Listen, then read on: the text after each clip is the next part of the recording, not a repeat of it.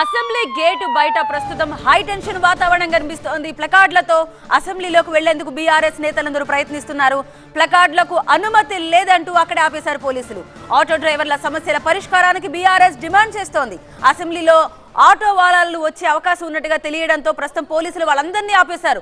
ఉచిత బస్సు పథకం వల్ల ఆటో డ్రైవర్లు ఉపాధి కోల్పోయారని, వారిని ప్రభుత్వం ఆదుకోవాలని బీఆర్ఎస్ ఎమ్మెల్యేలు డిమాండ్ చేస్తున్నారు.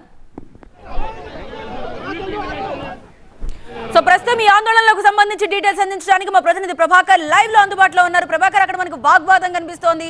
వారందరినీ పోలీసులు ఆపేశారు. ఇంతకుముందు మల్లారెడ్డి కూడా మాట్లాడుతూ లోపలికి ప్లకార్డులు తీసుకువెళ్ళాం, అయినా సరే ఎందుకు ఆపుతున్నారని అంటున్నారు. ప్రస్తుతం ఏం జరుగుతోంది అక్కడ? ఫైనల్గా ప్లకార్డులను బయట పెట్టించే ఎమ్మెల్యేలను లోపలికి అనుమతించారు. కొద్దిసేపటి క్రితమే బీఆర్ఎస్ ఎమ్మెల్యేలు అందరూ కూడా లోపలికి వెళ్ళిపోయారు. ప్లకార్డ్స్ బయట పెట్టిన తర్వాతనే లోపలికి అనుమతిస్తామని పోలీసులు చాలా స్పష్టంగా చెప్పారు.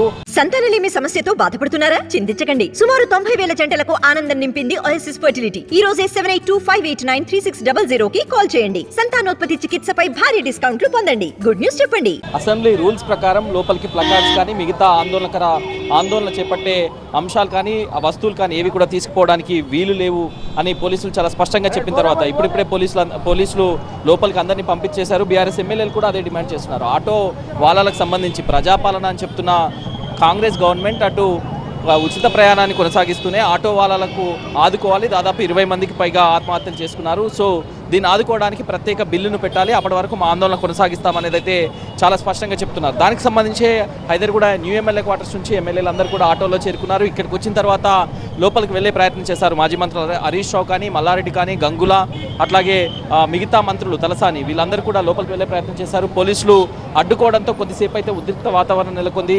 ప్రగతి భవన్ దగ్గర కంచెలు తీసేసిన ప్రభుత్వం అసెంబ్లీ దగ్గర ఎందుకు అడ్డుకుంటుంది అనేది అయితే ఎమ్మెల్యేలు ప్రధానంగా డిమాండ్ చేశారు. సో ఆ కొంత ఆందోళన తర్వాత, కొంత నిరసన తర్వాత ప్లకార్డులను బయట పెట్టించి లోపలికైతే అనుమతించారు.